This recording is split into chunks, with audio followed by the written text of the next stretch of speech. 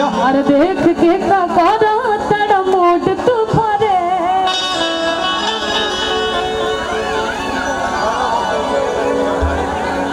होगा, लेकिन मैं चाहूंगी डुएट होगा ये सब, है ना।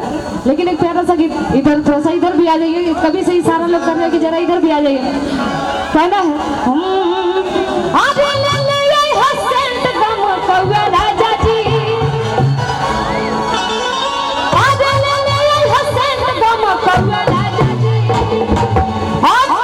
मारी मारी के घुमा पूरा गौवा राजा जी, मारी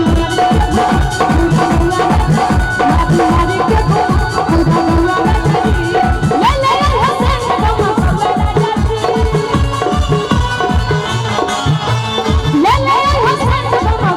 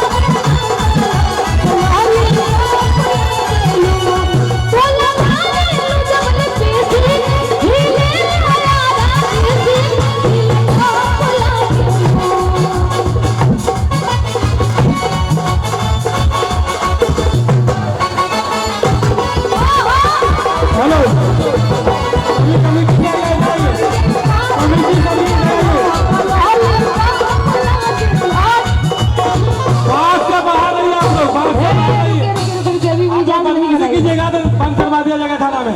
देखिए बात से बाहर आइए, एंजॉय कीजिए, बात से